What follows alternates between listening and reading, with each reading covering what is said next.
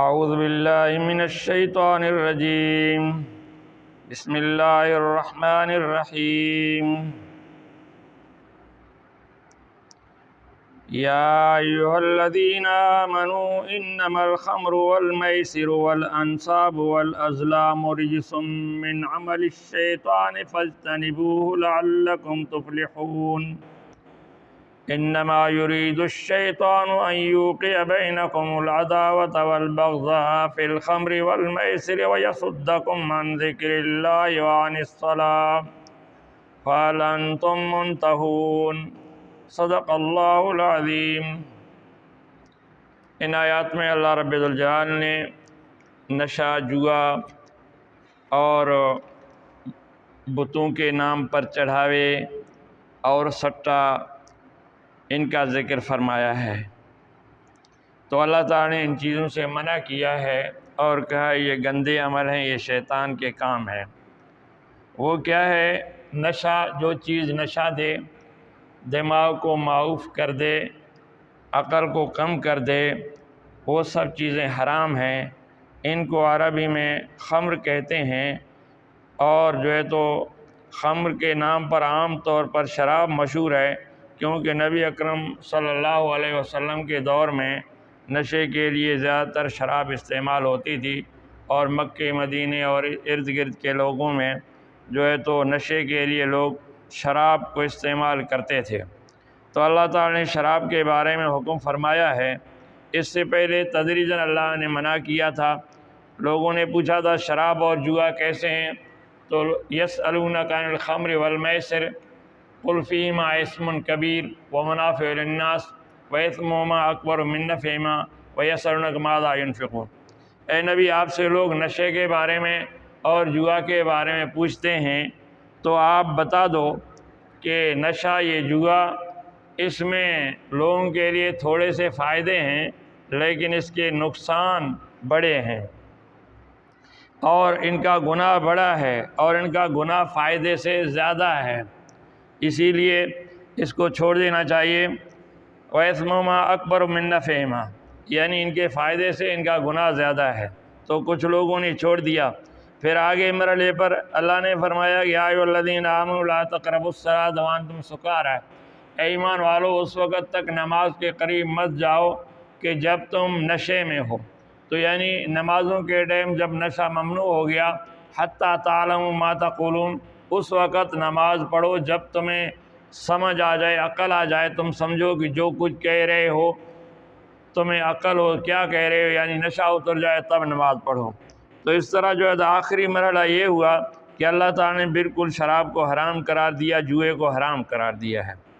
تو یہ جو جوا ہے، یہ جوا کے کئی طریقے ہیں۔ اس طرح سٹہ بازی ہے، اس کے بھی کئی طریقے ہیں۔ نشے کی بھی کئی چیزیں نکلی ہوئی ہیں۔ جو چیز بھی نشہ کرے، چاہے قرآن میں اور حدیث میں اس کا تذکرہ ہو یا نہ ہو، وہ حرام ہے، کیونکہ نشے کو جو ہے تو شراب کو نشے کی وجہ سے حرام قرار دیا گیا ہے۔ اسی طرح جس چیز میں جوا اور سٹہ ہو وہ بھی حرام ہے۔ آج کل کھیلوں میں لوگ سٹہ لگاتے ہیں، جوا کرتے ہیں، یہ بھی حرام ہے۔ ویسے آپس میں مل کر جوا کھیلتے ہیں، یہ بھی حرام ہے۔ اسی طرح مختلف قسم کے نشے کرتے ہیں، یہ بھی حرام ہے۔ تو اسی لیے نشہ اور جوا حرام ہو گیا، ان سے ہمیں بچنا چاہیے۔ باقی بہت سے کھیل جائز ہیں۔ جس کھیل سے دنیاوی فائدہ ہو، بدنی فائدہ ہو، اور جو ہے تو دینی فائدہ ہو، وہ کھیل جائز ہے۔ اس میں جو ہے تو جو ورزش کے کھیل ہیں، جیسے کرکٹ ہے، ہاکی ہے، فٹ بال ہے، گھڑ دوڑ ہے، خود اپنا ریس ہے، ایتھلیٹنگ ہے، اور کشتی رانی ہے، اور اونٹ دوڑ ہے، اس طرح تیر اندازی ہے، نشانہ بازی ہے، شکار ہے، یہ کھیل جائز ہیں۔ اور جس کھیل سے جسمانی فائدہ ہو، یعنی صحت بڑھتی ہو، اور جس کھیل سے جو ہے تو دنیاوی فائدہ ہو، مثلا آج کل کھیلوں میں پیسہ ملتا ہے، جائز طریقے سے معاوضہ ملتا ہے، ایسے کھیل، اور وہ کھیل کہ جو دینی لحاظ سے یعنی جہاد کے لیے ضروری ہوں، جیسے گھڑ دوڑ ہے، موٹر دوڑ ہے، ڈرائیونگ ہے، اور جو ہے تو جو نشانہ بازی ہے، کشتی رانی ہے، اس طرح ریسلنگ ہے، ایتھلیٹک ہیں، یہ جتنے کھیل ہیں ان میں یہ چیزیں جائز ہیں، بشرطے کہ ان کی وجہ سے اللہ کے فرائض میں نقصان نہ ہوتا ہو۔ مثلاً کھیل کی وجہ سے نماز چلی جائے، وہ کھیل جائز نہیں ہے۔ کھیل کی وجہ سے بندہ روزہ چھوڑ دے، وہ کھیل جائز نہیں ہے۔ اور کھیل کی وجہ سے اپنا کاروبار ختم کرے، کھیل میں بھی کچھ نہ ملے، تو وہ کھیل جائز نہیں ہے۔ تو اسی لیے وہ کھیل جائز ہے کہ جس میں جو ہے تو دینی بھی حرج نہ ہو، دنیاوی حرج بھی نہ ہو۔ اور کھیلوں میں جوا رکھنا، جوا کھیلنا یہ جائز نہیں ہے، یعنی شرط باندھ کر کھیلنا، دو آدمی کھیل رہے ہیں، تو جیت گیا اتنا پیسہ تو لے، میں جیت گیا میں لے لوں، یہ حرام ہے۔ باقی ایک ہوتا ہے انعام جائز ہے۔ مثلا بہت سی ٹیمیں کھیل رہی ہیں، بھئی جو ٹیم جیت جائے گی اس کو یہ انعام ملے گا، جس کھلاڑی نے چھکا لگایا اس کو یہ انعام ملے گا، جس نے گول کیا، جس نے وکٹ لے لی، جس نے یہ کمال کر دیا۔ انعام یک طرفہ، یعنی ایک آدمی کمال پیش کرے اور دوسرا انعام دے، یہ جائز ہے۔ باقی کھلاڑی جو آپس میں طے کریں یا تماشائی آپس میں طے کریں، یہ جائز نہیں ہے، یہ حرام ہے۔ مثلا فلان ٹیم جیتے گی، فلان ہارے گی، فلان اتنا رن بنائے گا، فلان اتنا وکٹ لے گا، اور فلان جو ہے تو یہ کرے گا، اور یہ ٹیم اتنے رنز کرے گا، اور یہ اتنا اسکور ہوگا، یہ اتنی وکٹیں گریں گی، یہ اتنے نو بال ہوں گے۔ ان چیزوں پہ جوا رکھنا، سٹا رکھنا یہ حرام ہے، ان چیزوں سے ہمیں بچنا چاہیے۔ یا فلانا کا گھوڑا جیتے گا، فلان کا گھوڑا ہارے گا، ان چیزوں سے ہمیں بچنا چاہیے۔ باقی یک طرفہ طور پر جو چیزیں انعام ہے، انعام جائز ہے۔ اور جو کھلاڑی کھیلتے ہیں، جو ان کا معاوضہ مقرر ہے، فیس مقرر ہے، وہ لینا بھی جائز ہے۔ تو باقی جو ہے تو جوا جو دونوں مقابل کر کے رکھیں ایک دوسرے کو، یعنی جوئے میں نفع بھی ہو نقصان ہو، دونوں ہوں، تو وہ ناجائز ہے۔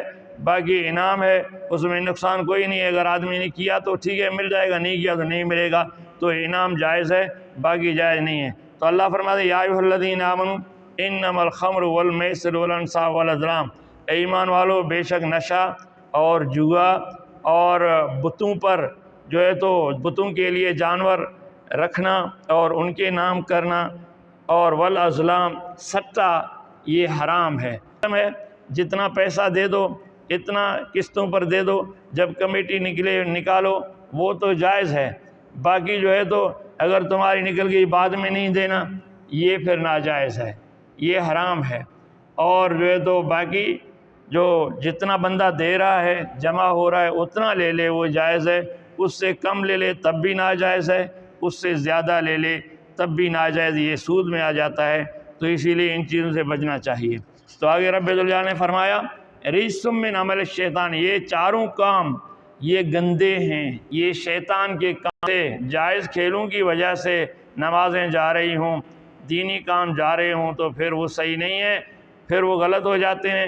لیکن جن میں اگر نماز نہ جائے، جن میں روزہ نہ جائے، جن میں اللہ کی اطاعت نہ جائے، وہ کھیلیں، وہ چیزیں جائز ہیں۔ جس کھیل میں سٹا اور جوا ہو وہ بھی حرام ہے، سٹا کھیلنا بھی حرام ہے، جوا کھیلنا حرام ہے۔ اللہ تعالی ہمیں عمل کرنے کی توفیق عطا فرمائے۔ وآخر دعوانا الحمدللہ۔